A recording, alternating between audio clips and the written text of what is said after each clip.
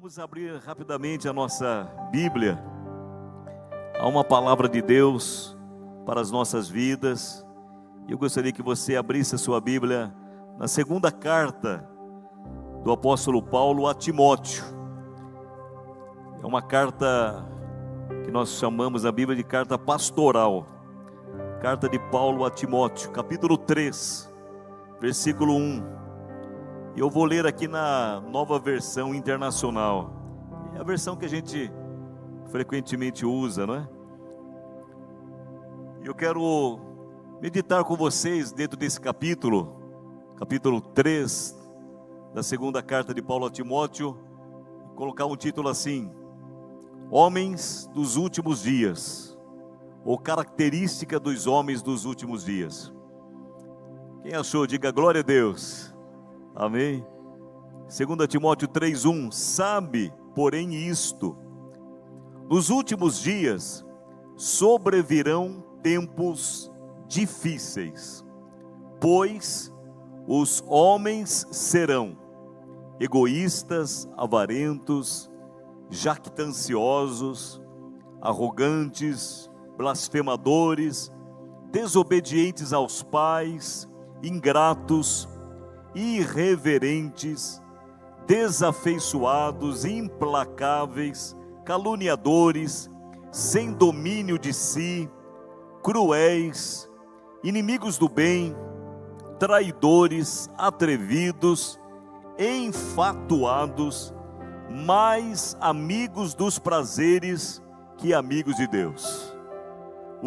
Meu Deus do céu, que lista pesada, hein? Versículo 5. Agora parte para uma segunda classe. Tendo a forma de piedade, negando-lhe entretanto o poder, foge também destes. Pois entre estes se encontram os que penetram sorrateiramente nas casas e conseguem cativar mulherinhas sobrecarregadas de pecados, conduzidas de várias paixões, que aprendem sempre e jamais podem chegar ao conhecimento da verdade. E, do modo por que Janes e Jambres resistiram a Moisés, também estes resistem à verdade.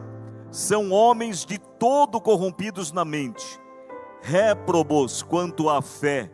Eles, todavia, não irão avante, porque a sua insensatez será a todos evidente, como também aconteceu com a daqueles. Agora a terceira classe de homens dos últimos dias. Tu, porém, tens seguido de perto o meu ensino, procedimento, propósito, fé, longanimidade, amor, perseverança, as minhas perseguições e os meus sofrimentos, quais me aconteceram em Antioquia, Icônio e Listra, que variadas perseguições tenho suportado. De todas, entretanto, me livrou o Senhor. Ora, todos quantos querem viver piedosamente em Cristo Jesus serão perseguidos, mas os homens perversos e impostores irão de mal a pior, enganando e sendo enganados. Tu, porém, permanece naquilo que aprendeste e de que foste inteirado, sabendo de quem o aprendeste, e que desde a infância sabes as sagradas letras que podem tornar-te sábio para a salvação pela fé em Cristo Jesus. Toda a Escritura é inspirada por Deus e útil para o ensino, para a repreensão, para a correção, para a educação na justiça, a fim de que o homem de Deus seja perfeito e perfeitamente habilitado para toda a boa obra. Digam graças a Deus, glória a Deus. Nós vemos aqui uma lista, por isso que eu fui fazendo aquele comentário, uma lista de 3 características ou de 3 tipos de pessoas dos últimos dias. É interessante que esse texto, capítulo 3, no versículo 1, ele começa falando de tempos difíceis. Por exemplo, na maioria das versões da Bíblia, né, de João Ferreira de Almeida, nós encontramos este termo, tempos difíceis. Saiba que nos últimos dias sobrevirão tempos difíceis. Outras versões, como a revisada, fala de tempos penosos. Tempos penosos. Tem outra versão que fala de tempos trabalhosos.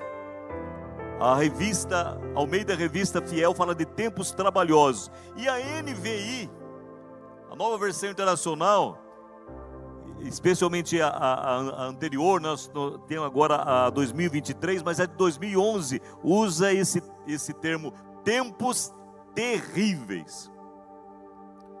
Saiba que nos últimos dias sobrevirão tempos difíceis, terríveis, penosos, trabalhosos.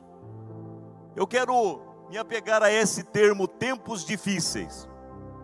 E gostaria primeiramente de ver com vocês se nós estamos nos últimos dias ou não.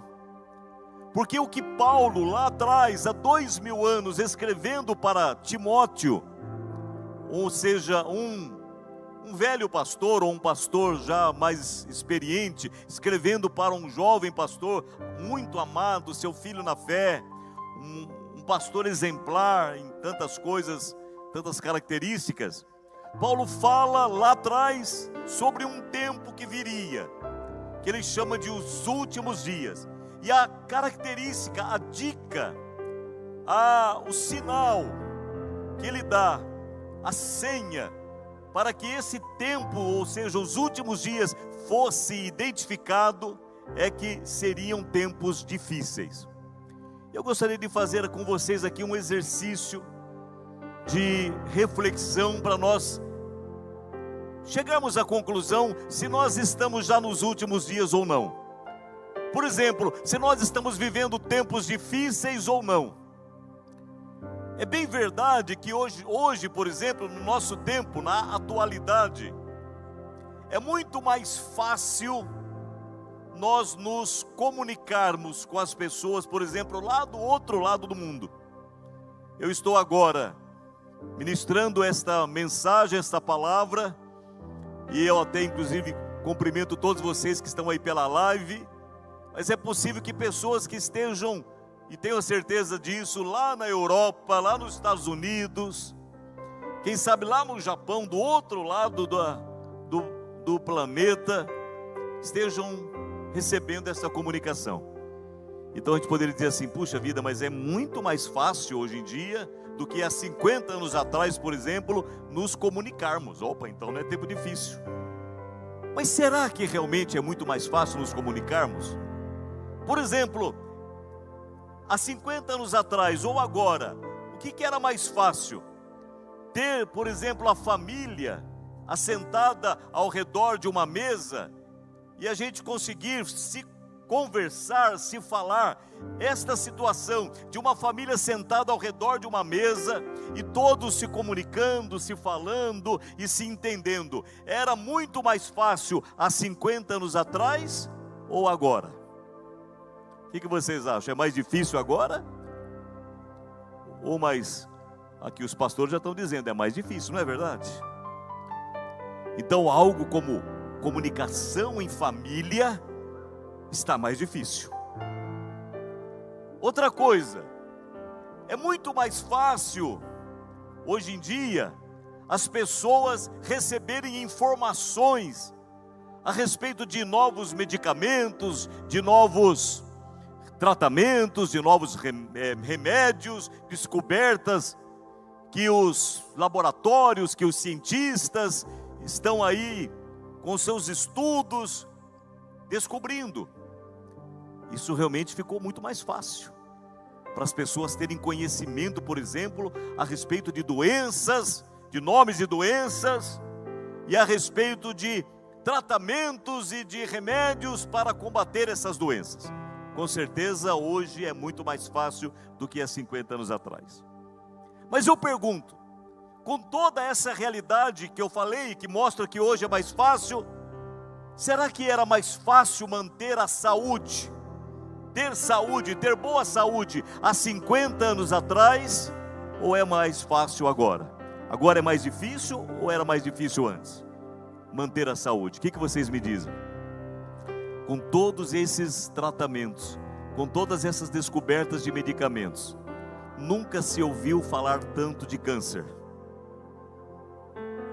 Nunca se ouviu falar de tantas doenças novas. Então nós vemos que outra coisa essencial, indispensável para a vida humana, que é ter saúde, é mais difícil hoje. Vou dar mais um exemplo, apenas mais um exemplo. Tirando dessa parte, nós já vimos que é mais difícil manter a família, se comunicar.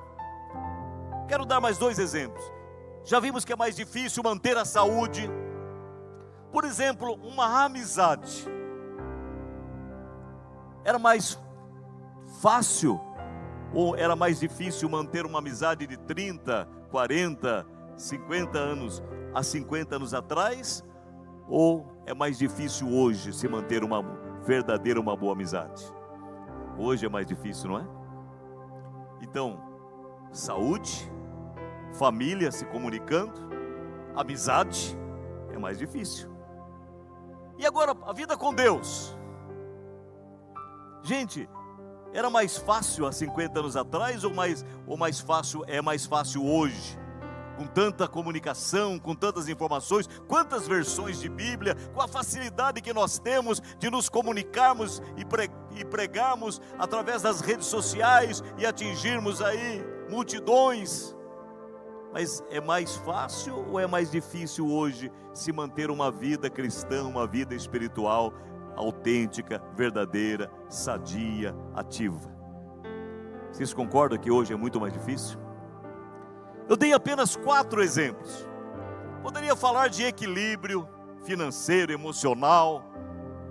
Poderia falar de tantas outras coisas, mas somente por esses 4 exemplos que falam de coisas indispensáveis, coisas essenciais, como família, como saúde, como vida com Deus, como amizade. Nós vemos que hoje é muito mais difícil. Então, se continuarmos a pensar, ou se já nos basta essa reflexão, nós vamos ver, puxa vida, se essas coisas indispensáveis são mais difíceis hoje, significa que nós estamos nesses tempos difíceis. E Paulo escreve para Timóteo dizendo assim: olha, saiba, uma dica para você, hein? Nos últimos dias sobrevirão tempos difíceis. E não só difíceis, que nós já estamos concluindo que é os nossos dias, mas é muito difícil, porque são penosos, é uma dificuldade muito grande. É muito difícil, porque são tempos trabalhosos. É muito difícil, porque são tempos terríveis. Agora, surgirão nos últimos dias, esse tempo, ou esses tempos difíceis, por quê? Qual que é a causa, qual que é a razão? Alguém poderia dizer assim: eu acho que esses tempos estão difíceis, porque a população do mundo cresceu muito.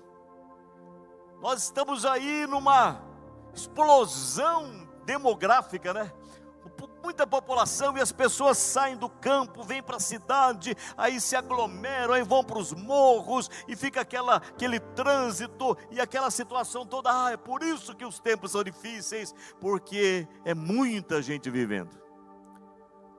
Outra pessoa com um outro pensamento diria assim: os tempos são difíceis, sabe por quê? Porque há a questão econômica. Enquanto pouquíssimas pessoas têm o acesso e dominam 90% do dinheiro do mundo, 10%, ou seja, enquanto 10% movimentam e detêm e dominam 90% dos recursos do dinheiro do mundo, os outros 90% ficam com os 10%, e há uma injustiça social e econômica. É por isso que os tempos são difíceis.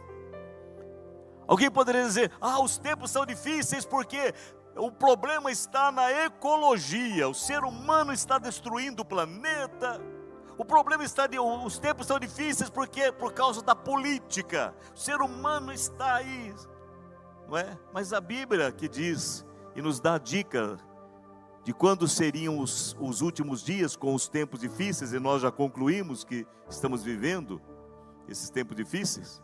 A Bíblia nos diz por que os tempos seriam difíceis. Diz assim: saiba que nos últimos dias os tempos serão difíceis, porque os homens serão. Ou seja, nos últimos dias os tempos serão difíceis por causa das características de pessoas dos últimos dias. E aí começa uma lista de pessoas que são pessoas dos últimos dias. Primeiro, começa a lista daquilo que eu poderia chamar de o homem natural, o ser humano sem Deus. Nessa noite nós vamos meditar sobre 3 tipos de pessoas: o homem natural, o homem carnal e o homem espiritual. Olha, o homem natural, que nós poderíamos definir como o ser humano normal, comum, naturalmente adaptável ao sistema, ambiente, situações e as variações do mundo. O homem moderno, ou pior do que isso, pós-moderno, vai se conformando com o mundo natural, corrompido, debaixo do domínio das trevas. Esse é o homem natural, sem Deus, sem uma experiência com Jesus, sem se entregar a Jesus. Porque os homens serão, primeira coisa, egoístas. Em algumas versões diz, amantes de si mesmo. Irmãos, nós estamos vivendo essa característica. Os homens dos nossos dias, os nossos contemporâneos, né? São pessoas egoístas, amantes de si mesmo, que só pensam em si. Olha, e não é muito recente isso daí não, viu? Aliás, é algo assim que o ser humano já vem de tanto tempo assim, mas nos últimos dias essa característica haveria de se agravar. Se torna tão comum isto, pensar só em si, que até música, lá eu estou até falando de uma música de um tempo passado aí, estava falando de 50 anos atrás, talvez não dê isso daí, mas veja como as coisas os últimos dias já vêm se caracterizando. Um cantor famoso aí, pelo menos aqui no Brasil, e pelo menos para uma geração mais passada, que dizia assim: olha, eu quero que você me aqueça nesse inverno e que tudo mais vai para o inferno. Não é verdade? Quer dizer assim, ó, se eu estiver bem, se eu estiver aquecido, se eu estiver amparado pelo meu amor, pela minha amada, aquecido, amparado, abrigado, cheio de carinho, o resto se acabe. Ainda declara isso, que vá para o inferno. Saiba que nos últimos dias sobrevirão tempos difíceis, porque os homens serão egoístas, amantes de si mesmo. Versículo 2. Agora já vai e continua: os homens serão avarentos. Uma versão diz, na outra versão esse mesmo termo é usado como gananciosos. Ou seja, nós vivemos um tempo em que as pessoas cada vez mais são materialistas. Cada vez mais aquilo que esta palavra significa avarentos. Aquela pessoa que, se ela não tem, se ela tem pouco, ela vive, passa a noite, dia e noite, ela só vive buscando ter.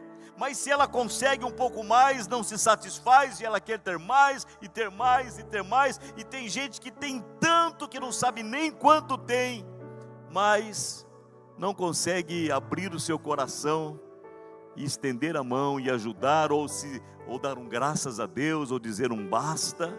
Porque além de amante de si mesmo, egoísta, os homens dos últimos dias também serão avarentos, serão gananciosos. Continua essa lista dizendo assim: e os homens serão, a palavra aqui difícil, estranha, não é muito comum, jactanciosos. Em algumas versões diz presunçosos ou pretensiosos. Alguma outra versão que eu encontrei diz fanfarrões. E aí, impressionantemente, Que eu fui ver lá no dicionário Aurélio, hein? No dicionário comum, diz assim: aquele que tem opinião muito elevada sobre si mesmo, jactancioso, cheio de orgulho, de soberba. Uma das características do homem natural dos últimos dias é aquela pessoa que não é nada, mas se acha. A gente precisa ficar dizendo assim: oh, menos, menos, menos. É o ser humano se achando que pode se igualar a Deus. Olha o que diz mais: os homens serão arrogantes, soberbos. É interessante que nesse mesmo dicionário eu fui procurar, e diz assim, olha o que diz a definição de arrogante e soberbo: quem se acha mais elevado que os outros, ou orgulhosos. Aí está lá no dicionário: Deus castiga os soberbos. E quando eu li isso, essa mensagem eu já preparei algum tempo atrás, e quando eu li isso, falei: meu Deus do céu, a Bíblia, Jesus fala que se meu povo se calar, até as pedras clamarão. Muitas vezes nós nos calamos, mas daí Deus usa até o Aurélio Buarque de Holanda lá, para dizer assim: Deus castiga os soberbos. O que tem a ver colocar uma frase dessa na definição de orgulhoso? Mas está lá. Os últimos dias serão tempos difíceis, porque os homens, entre outras coisas, serão soberbos, arrogantes. Os homens serão blasfemadores ou maldizentes. Hoje em dia, as pessoas falarem mal, brincarem, zombarem de Deus, da família, da Bíblia, do Espírito Santo, de qualquer coisa. Blasfemar, que significa falar mal, sem reverência, a reverência devida para com as coisas sagradas. Isso é blasfêmia. Mas característica dos últimos dias, dos nossos dias: os homens serão blasfemadores, maldizentes. Outra característica: desobedientes aos pais. Irmãos, é característica dos nossos dias. Cada vez mais a gente vê situações que vão se tornando assim, quase que normais, corriqueiras, de que a autoridade ou o respeito dos pais, que é realmente um direito dos pais para com os filhos, já não existe mais para tanta gente. Os homens dos últimos dias serão irreverentes, profanos. Eles serão desafeiçoados ou sem afeto, ou sem afeição natural. Olha o que Jesus disse. Jesus disse que nos fins dos tempos, um dos sinais é que o amor se esfriaria de quase todos os corações. E com uma outra forma de falar a mesma coisa, Paulo diz: sabe que nos últimos dias os tempos serão difíceis, porque os homens, as pessoas serão sem afeto, sem afeição natural. Característica dos homens naturais não são nossas, nós já conhecemos Jesus. Os homens serão caluniadores. Hoje em dia existe um negócio aí chamado fake news, que é aquela coisa assim: joga-se uma notícia, fala-se de alguém e joga-se lá no ventilador. E aí há um conceito do direito que é que o ônus da prova, ou seja, quem tem que pagar para provar, por exemplo, uma acusação, aquilo que está sendo falado de alguém, quem tem que pagar para provar isso é o acusador. Então há um conceito no direito que diz assim, que o ônus da prova é do acusador. Mas hoje em dia é o contrário: alguém acusa, joga lá, e quem é o acusado, se é inocente, é que vai ver o que consegue fazer, o que consegue pagar para tentar provar a sua inocência. Só que existe aquela historinha antiga, sabe, que tenho certeza que muitos aqui já ouviram falar, de que aquela pessoa que falou mal de outro, espalhou lá na comunidade algo que não era verdade, mas espalhou aquela calúnia. E aí depois, passado um tempo, a pessoa caiu em si, se arrependeu, e ela foi lá: olha, por favor, me perdoe aí do que, olha aqui, que isso não fique no seu coração, que você e tal, me perdoe. Aí a pessoa fala assim: não, perdoar eu te perdoo, está perdoado. Mas o que você está me dizendo agora que fique tudo bem, que é só passar uma régua, que não fique, né, nada na minha vida. Então eu vou te fazer o seguinte: está vendo aquele travesseiro ali? Antigamente se usava, né, de penas, né, ou de, né, pega aquele travesseiro ali, chega aqui na janela, nesse lugar alto onde nós moramos, e abre esse travesseiro aqui, solte as penas aqui, deixa o vento levar. Agora você pega o travesseiro aberto e saia no quintal, e vai pegando todas as penas e coloca de volta aqui e enche o travesseiro de novo. Aí a pessoa fala assim: mas isso não dá, isso é impossível. Falou: então, te perdoar eu te perdoo, você está perdoada. Só que a minha história, a minha vida nunca mais será a mesma, porque essas penas se espalharam por aí e não há como mais voltar atrás. Sabe que nos últimos dias os tempos serão difíceis, porque os homens serão caluniadores. Hoje, para se abrir a boca e falar qualquer coisa de qualquer pessoa, para muita gente é a coisa mais simples e mais fácil, irresponsavelmente. Outra característica dos homens dos últimos dias: os homens serão incontinentes, ou sem domínio de si, sem domínio próprio. São as versões da Bíblia que nos mostram isso. Os homens serão assim. Outra característica que é muito real, muito simples. Vou dar uma corrida aqui. Os homens serão cruéis. Os homens serão inimigos do bem, ou inimigos dos bons. São todos os versículos ali que vão mostrando essa característica dos homens natural, homem natural dos últimos dias. Os homens serão atrevidos, obstinados, ou seja, teimosos em fazer o que é errado, não voltam atrás, enfatuados ou orgulhosos, cegos de orgulho. E aí encerra dizendo assim: mais amigos dos prazeres ou dos deleites do que amigos de Deus. É fácil nós encontrarmos pessoas assim, que, por exemplo, tem uma reunião de oração, ou tem um culto de louvor a Deus, ou tem algo para fazer para louvar a Deus. Não, mas tem um negócio aqui. Opa, isso aqui vai dar mais prazer. São mais amigos dos prazeres do que amigos de Deus. Característica dos homens dos últimos dias. Só que daí o apóstolo Paulo, ele fala assim, versículo 5, quem estiver acompanhando aí: tendo aparência de piedade, negando-lhe porém o poder, ou negando a eficácia dela, da piedade, foge também destes. Quando ele fala foge também, significa que ele vai começar a falar agora de uma outra classe de pessoas. Até agora, toda essa lista, esses adjetivos tão terríveis, são características da pessoa, do homem natural, que não tem Deus, que nunca se entregou para Jesus, que nunca confessou Jesus como seu Senhor e Salvador. Mas agora Paulo começa a falar de uma outra característica, ou de uma outra qualidade de pessoas, de uma outra lista.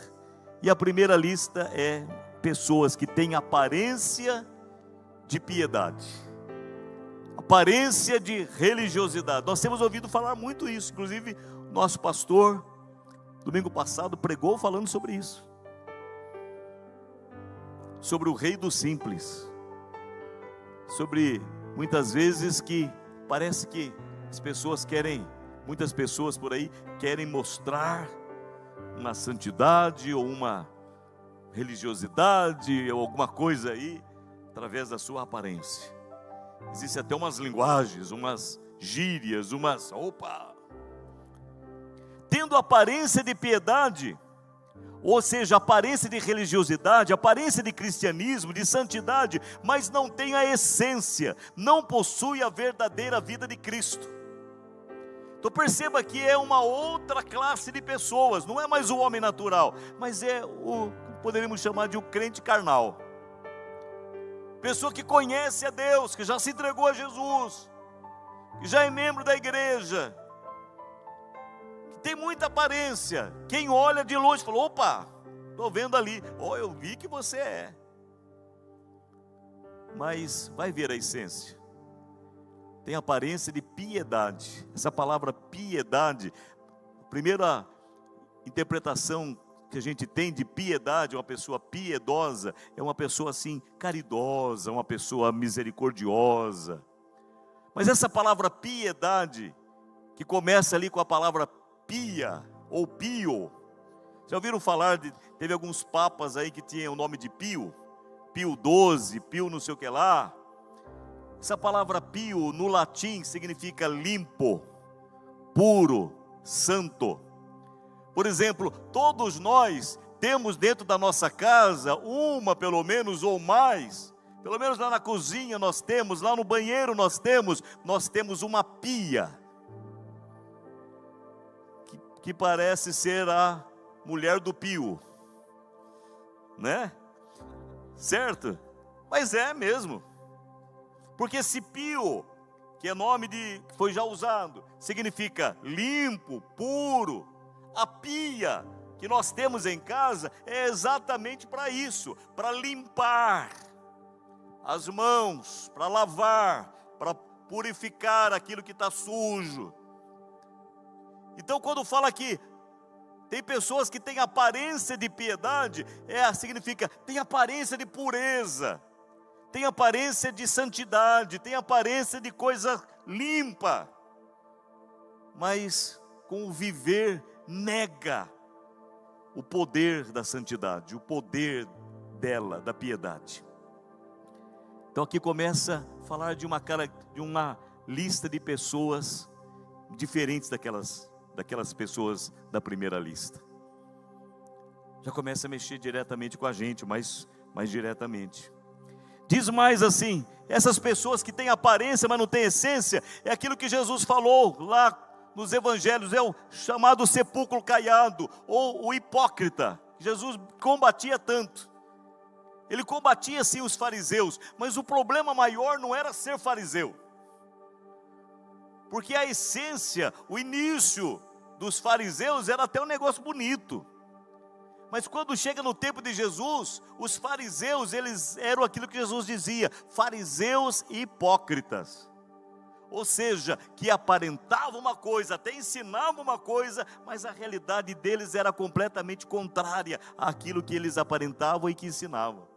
Essa palavra hipocrisia, ela vem do grego, que é hipócrisis, que significa encenar, interpretar. Então hipócrita no grego significa ator, aquele que sabe encenar bem. E a Bíblia fala que dá para fingir fé. Paulo fala para Timóteo, o próprio Timóteo, que para quem ele escreve esse texto, ele fala assim: saiba, continue numa vida que você aprendeu desde com a tua avó e com a tua mãe, de uma fé não fingida. Então, se existe fé não fingida, existe condição de se fingir fé. Fala de amor não fingido. Então dá para fingir amor, dá para fingir fé. Isto é ter aparência de piedade, mas na verdade não é nada de piedade. Paulo diz: foge também desse. É uma outra classe de pessoas. Olha o que diz mais a respeito dessas pessoas. Versículo 6: pois entre estes se encontram os que penetram sorrateiramente nas casas e conseguem cativar mulherinhas sobrecarregadas de pecados. Ai, Senhor, nós estamos vivendo um tempo, gente. Eu fico pensando no Espírito Santo. Como fica o coração do Espírito Santo. Santo, santo, santo. Diante de dos acontecimentos que vão sendo aí tão facilmente divulgados, que a gente precisa falar: não vou nem olhar, mais um, não vou nem ver, tem que guardar um pouco meu coração. Que essas coisas aí de impureza, penetram sorrateiramente nas casas e seduzem aquelas que já estão lá, já pedindo para serem seduzidas. Está se falando de quem? Na lista das pessoas que têm aparência de piedade.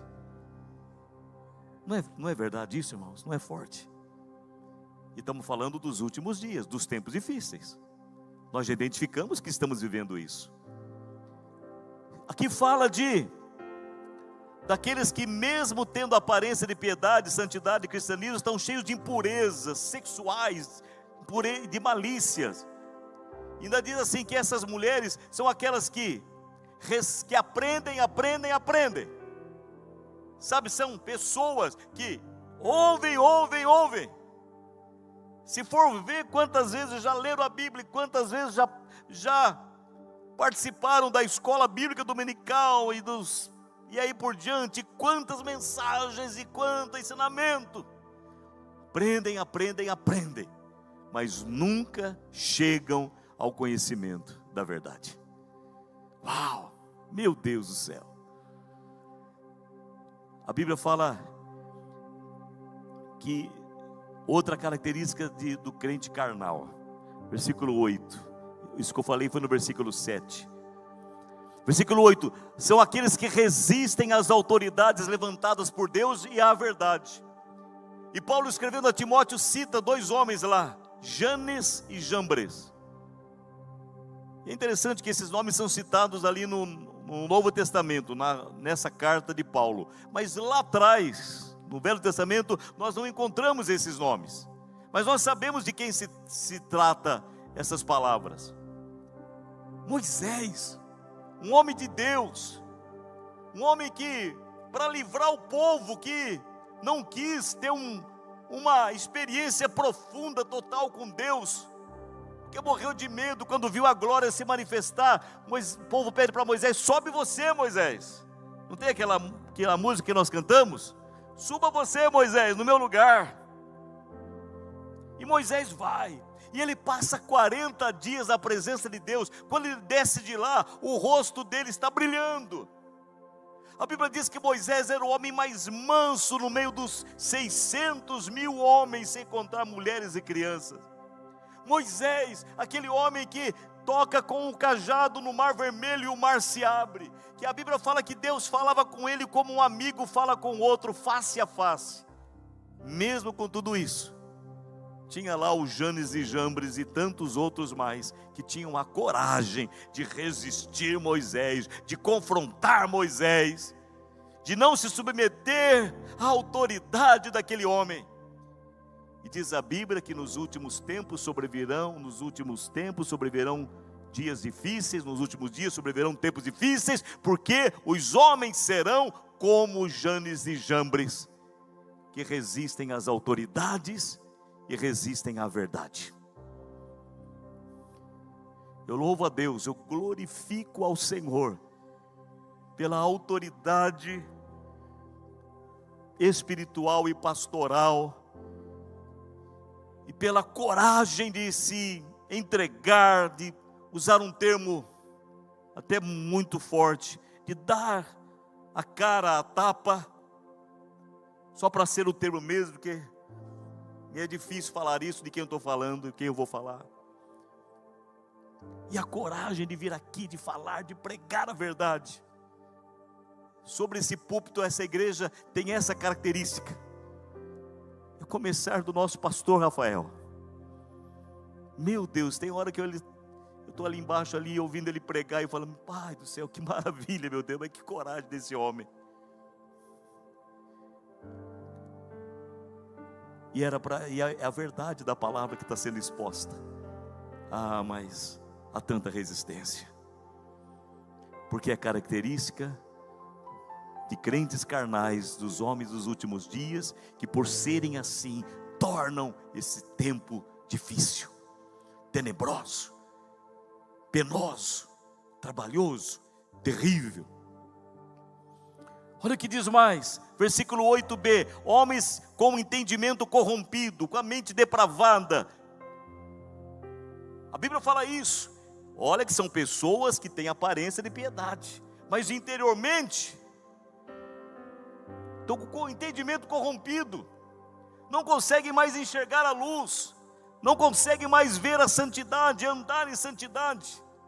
Meu Deus do céu, significa por esta palavra que não é minha, que não foi uma carta que algum pastor escreveu para um outro, mas é a palavra de Deus inspirada pelo Espírito Santo, que o apóstolo Paulo escreveu para um dos seus mais amados discípulos, e que serve para nós. Está nos dizendo que é possível nós estarmos dentro da igreja, frequentarmos todos os cultos, participarmos de todos os eventos e sermos aparentemente maravilhosos, mas estarmos com o nosso entendimento, com o nosso ser interior corrompido.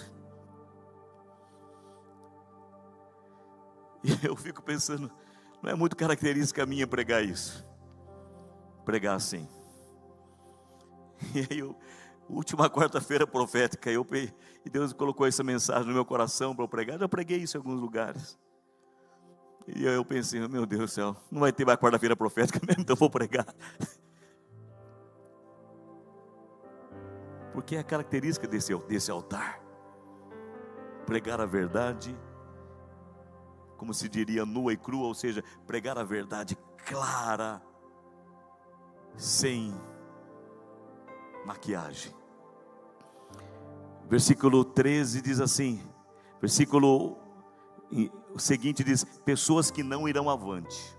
Sabe o que significa isso? Que quem é crente carnal não vai avante, pois serão reconhecidas como loucos, tolos, insensatos e não merecedores de serem levados a sérios. Versículo 13 ainda termina dizendo assim, que são homens maus e impostores, que irão de mal a pior, enganando e sendo enganados. Mas graças a Deus, por isso que quando eu li lá, até esse ponto, eu fiz um ufa, encerrando aqui, graças a Deus, que há uma outra lista, que há uma terceira lista. Tem uma lista de características terríveis de homem natural, e que a Bíblia chega ao ponto de dizer que nos últimos dias eles não só serão naturalmente pecadores, mas vai chegar ao nível de pecado antinatural. Sabe aquilo que Jesus fala? Por se multiplicar a iniquidade, o amor se esfriará de quase todos os corações. Quer dizer o seguinte, que é como se fosse uma gangorra. Enquanto o amor a Deus, o amor ao próximo está em alta, a iniquidade está em baixa. Mas diz a Bíblia que no fim dos tempos, uma das características que Jesus disse do fim dos tempos, é que a iniquidade, e eu já estou até levantando o braço esquerdo aqui, tá?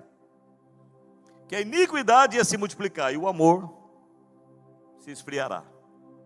O que é essa multiplicação de iniquidade? Nós chegamos a um ponto hoje em dia, amados, que a multiplicação, a exageração da iniquidade está tão séria, porque já a palavra iniquidade já significa o pecado que é praticado assim assumidamente. Não é só pecado, é pecado assim que é abraçado, é pecado que a pessoa veste, pecado que a pessoa vai praticando. Mas a Bíblia diz que ia chegar um tempo que até essa iniquidade, essa forma de pecar desse jeito, ia se multiplicar. E nós chegamos a esse ponto de pecados antinaturais. Vou dar um exemplo. Por exemplo, o adultério. Um homem adulto, casado, ter um relacionamento sexual com uma mulher adulta casada que não é a mulher dele. Então isso é adultério, é pecado, mas é natural. Vocês estão entendendo? Faz parte da natureza humana. Um homem adulto olhar para uma mulher adulta, e se ele não tiver o Espírito Santo, não tiver um compromisso com Deus, ele vai desejar, ele vai cobiçar, e aí pá, chega lá. Nós temos tantos casos registrados na Bíblia, como por exemplo de Davi e Batseba. É pecado adultério? Claro que é, mas ainda é no nível natural. Mas nós chegamos a um ponto hoje, que não é mais homem adulto com uma mulher adulta, que não é a mulher dele, mas é, por exemplo, o homem adulto com uma criança. Isso é natural? É antinatural, é multiplicação da iniquidade. E é tão tão terrível isso, que não é mais uma criança que já nos assusta, que já nos revolta, é com bebê, é com animais, é com pessoas do mesmo sexo, não é natural, é com mortos, é com cadáveres. Oh. Amados, essas são características dos últimos dias, mas há uma chance para nós. Glória a Deus, quando Jesus fala, o amor se esfriará de quase todos os corações, mostra-nos que temos uma chance. Porque quando se Jesus falasse, se esfriará de todos, aí não tinha chance. Mas quando ele fala de quase todos, aleluia, a igreja conviva pode estar nessa lista do quase todos. Eu e você podemos estar, quase todos, mas no meu coração não. Então olha aqui, ele começa a falar a nossa chance. Ele fala assim, ele descreve agora as características do homem espiritual. A partir do versículo 10, ele diz assim, mas tu, ó homem de Deus, agora já começa a falar, da segunda lista de pessoas, foge desses, foge também desses, então você foge daqueles e foge desses, se proteja dessas pessoas, são teus amigos, são teus colegas de trabalho, são colegas de escola, e da mesma família, pode até nessa segunda lista, pode até estar no teu grupo ali, da igreja, mas tenha uma atitude de que você está se protegendo dele. Mas tem uma terceira lista, e agora nessa terceira lista ele começa a dizer assim, mas tu, ó homem de Deus, mas tu, ó mulher de Deus, mas significa em contradição a toda esta lista que eu escrevi, que eu apresentei até aqui, Timóteo, mas, porém, contudo, diferente de tudo isso, você, Timóteo, homem de Deus, você conviva, homem e mulher de Deus, tem seguido de perto o meu ensino, e a minha fé e o meu ensino. Ou seja, quem que é o homem de Deus? É aquele que ensina e vive o que ensina. Porque ele segue de perto, ele se torna imitador, como nós também aprendemos há poucos dias. Quem que é o homem de Deus? No versículo 10, é aquele que ensina e vive o que ensina. Ensino mais conduta. Versículo, continuando, é quem conhece o seu propósito e crê que vai conquistá-lo. Tu tens seguido de perto o meu propósito. Eu e você, nós conhecemos o nosso propósito. Hoje pela manhã nós estávamos ministrando numa uma clínica de dependentes químicos, e após cantar um hino que fala, para te adorar, Senhor Jesus, foi que eu nasci, ó Rei dos Reis. Eu comecei a falar com eles sobre isso. Nós nascemos, nós vivemos, o propósito da nossa vida é glorificar a Deus, e esse é o nosso maior propósito. Se você está vivendo uma vida que glorifique a Deus, você está cumprindo o propósito. As outras coisas, mas eu quero saber na área profissional, eu quero saber no setor ministerial, eu quero saber, ok, vai saber tudo isso, mas saiba que tudo isso que você fizer é em cima desse maior propósito, que é glorificar a Deus. O homem e a mulher de Deus conhecem o seu propósito, e o propósito primordial do homem é glorificar a Deus, como eu já disse. Outra coisa que nós vemos, a fé que aciona a vida de um homem de Deus é a fé em Jesus Cristo segundo as Escrituras. Paulo vai fundamentando as coisas e vai chegar ao ponto de dizer assim, que crê, que tem fé nas Escrituras. Olha outra coisa que nós vemos como característica dos homens de Deus, que tem paciência, amor e perseverança. No mundo que nós vivemos hoje em dia, ter paciência e ter amor, e não desistir, e não desanimar, ter perseverança, é característica de quem realmente é homem e mulher de Deus. guiado pelo Espírito Santo, porque essas são características do fruto do Espírito Santo. Hoje de manhã, conversando com uma pessoa, essa é uma pastora, uma senhora já de bem idade, ela foi minha professora de escola dominical, e ela falou assim: olha, mesmo atrasado, quase chegando perto do outro aniversário, mas eu estou te ligando para dar parabéns pelo teu aniversário. Ligou para mim hoje. E aí ele estava falando sobre ânimo, que algumas vezes, bate um desânimo, uma falta de ânimo, aí eu fico buscando de Deus. Aí eu comentei com ela assim, falei: sabe o que Deus tem falado comigo sobre isso? Que a palavra de Deus, ela cria aquilo que ela fala. Então na palavra de Deus nós vemos assim: tenha bom ânimo, tem de bom ânimo, tem de bom ânimo. Então cada vez que nós lemos na Bíblia o que Deus fala para nós, tem de bom ânimo, se não tinha ânimo, o ânimo já passa a existir, porque a palavra de Deus cria aquilo que ela fala. Essa perseverança, esse bom ânimo. Quem é o homem de Deus? Quem enfrenta e suporta perseguições e sofrimentos por ser cristão, mas é vencedor, pois Deus lhe dá livramentos. Paulo declara isso e cita até cidades: Antioquia, Icônio e Listra. Passei por perseguições terríveis, mas Deus de todas me livrou. E quem permanece disposto a fazer a diferença em um tempo de corrupção generalizada, mesmo que seja perseguido por essa decisão. Versículo 12. Aí ele encerra dizendo assim: toda a escritura é inspirada por Deus e útil. Ou seja, por que ele encerra falando das escrituras? Porque para ser homem e mulher de Deus, nos últimos dias, nos tempos difíceis e trabalhosos, tem que viver uma vida completamente fundamentada, uma vida completamente subordinada aos princípios das Escrituras sagradas. A Escritura é útil para ensinar, para repreender, para corrigir, para educar na justiça. Para quê? Para que o homem de Deus seja perfeito e perfeitamente habilitado para toda a boa obra.